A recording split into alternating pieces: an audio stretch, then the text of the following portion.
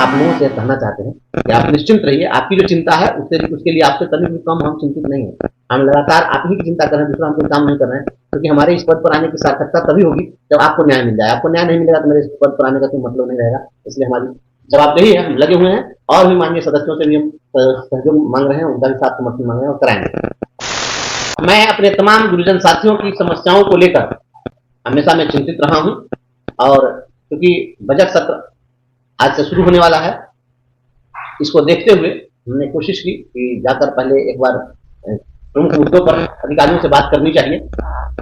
हमारे जो भी साथी हैं उनको तकनीकी जानकारी बहुत सारे लोगों को नहीं होगी कि प्रतिदिन शिक्षा का इशू सदन में नहीं आता है, केवल शुक्रवार को विधान परिषद में शिक्षा के मुद्दे पर चर्चा होती है।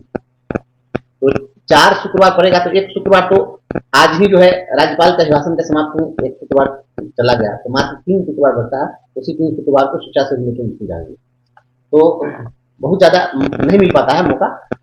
तो एक बार बात करना चाहिए, मुझे लगा कि अधिकारियों से पहले बात हो, क्योंकि शून्यकाल समिति की जब पिछले दिनों बैठक हुई थी, तो उस बैठक में चूंकि मैं भी सदस्य हूँ, तो मैंने वहां पर प्रमोशन का इशू उठाया था और उसमें कुछ बात आगे बढ़ी हुई थी, तो मुझे लगा कि इस पर बात करना चाहिए। मैं गया था और प्राथमिक शिक्षा निदेशक उनका जो कुमार जी हैं उनसे मुलाकात की है और 1 घंटे तक हमने बात की है, और मुद्दे तौर पर जो भी प्रमुख इशू हैं उन सभी पर हमने बात की।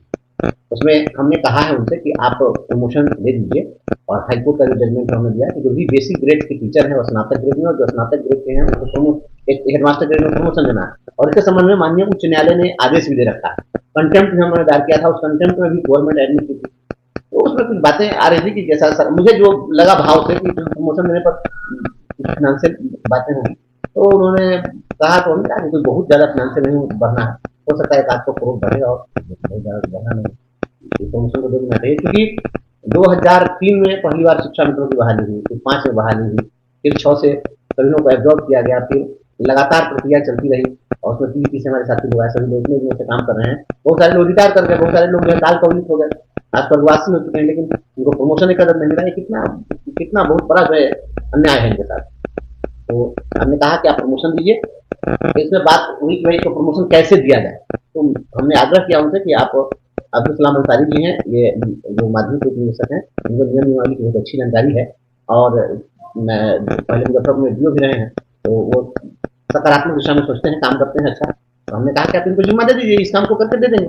तो उन्होंने तुरंत हमारे ज्ञापन पर उसी समय एंडोर्स कर दिया है, और हैंड टू हैंड उसी जगह उनको भी दे दिया गया, वो भी थे हमारे साथ, और उनको जवाबदेही दी गई है कि प्रमोशन किस प्रकार से दिया जाए, इसके लिए गाइडलाइन जो है तैयार करके आप डायरेक्टरेट को दीजिए।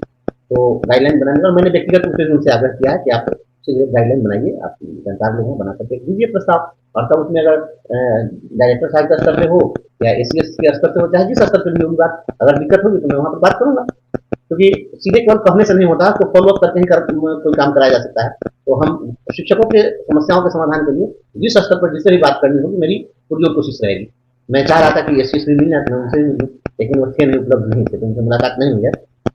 लेकिन और भी कुछ मुद्दों पर बात हुई है, प्रमोशन तो होगा ही। हमने उनको कहा कि भाई आप ट्रांसफर दे दीजिए और सर्विस कंटिन्यू दे दीजिए, ये वाइटल है। तो ट्रांसफर के मुद्दे पर भी बात हो रही है, और ट्रांसफर प्रक्रियाधीन भी है, और ये चूंकि और बड़ा लार्जर इशू है, तो इस पर थोड़ा सा एसीएस से भी और विशेष बात करने की आवश्यकता है, और सदन में भी स्थानांतरण बहुत ही मजबूती के साथ उठेगा।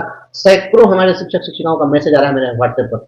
आप लोगों से कहना चाहते हैं कि आप निश्चिंत रहिए, आपकी जो चिंता है उसके लिए आपसे कभी भी कम हम चिंतित नहीं है। हम लगातार आप ही की चिंता कर रहे हैं, दूसरा हम कोई काम नहीं कर रहे हैं, क्योंकि हमारे इस पद पर आने की सार्थकता तभी होगी जब आपको न्याय मिल जाए। आपको न्याय नहीं मिलेगा तो मेरे इस पद पर आने का कोई मतलब नहीं रहेगा। इसलिए हमारी जवाबदेही है, हम लगे हुए हैं, और भी माननीय सदस्यों से भी हम सहयोग मांग रहे हैं, उनका भी साथ समर्थन मांग रहे हैं और कराएंगे। और बता दें आपको कि जो लोग इस सक्षमता में, जैसे अगर कोई उर्दू से के शिक्षक हैं और उन्होंने सक्षमता परीक्षा का विषय हिंदी चुन लिया था, तो दोनों शिक्षक पद की जो कोटि है और परीक्षा का जो विषय है, दोनों अलग अलग होने के कारण डाउटफुल करार दिया गया था। इस मामले में डायरेक्टर साहब ने बात की है, और उन्होंने कहा है कि जिस समय में लोग फॉर्म भर रहे थे, तो उस फॉर्म को डीपो ने अप्रूव किया, तो उस समय जब नियुक्ति का विषय कोटि कुछ और था और परीक्षा का कोई और सब्जेक्ट हो रहा था, तो अप्रूव क्यों किया डीपीओ? उसी समय सवाल करना चाहिए था। और ये दोनों क्वाइट डिफरेंट चीज है, परीक्षा का विषय होना अलग चीज है। हमने ये बातें समझाई है, तो उन्होंने कहा है कि इसके लिए मैं सारे डीओ और टीपीओ को मैं पत्र भेज देता हूँ, और पत्र चला जाएगा कि जो भी शिक्षक नियुक्ति पत्र आपको दे रहे हैं, उनके नियुक्ति पत्र को देखिए, और नियुक्ति पत्र में जो उनकी कोटि है वही कोटि उनके ये परीक्षा पुस्तिका जो प्रकाशन हुआ उसमें कोटि आप दर्ज करिएगा। कोटि होना और परीक्षा का विषय होना अलग अलग विषय है, और सभी लोगों को तुरंत जो है इन सबको काउंसलिंग शुरू करा दीजिए। वह विषय के आधार पर जो डाउटफुल करा दिया जाए उनके समस्या का समाधान जो अगले सप्ताह में निश्चित रूप से हो जाएगा। ये बड़ी बात हम लोगों ने कोशिश की, ये हो जाएगा।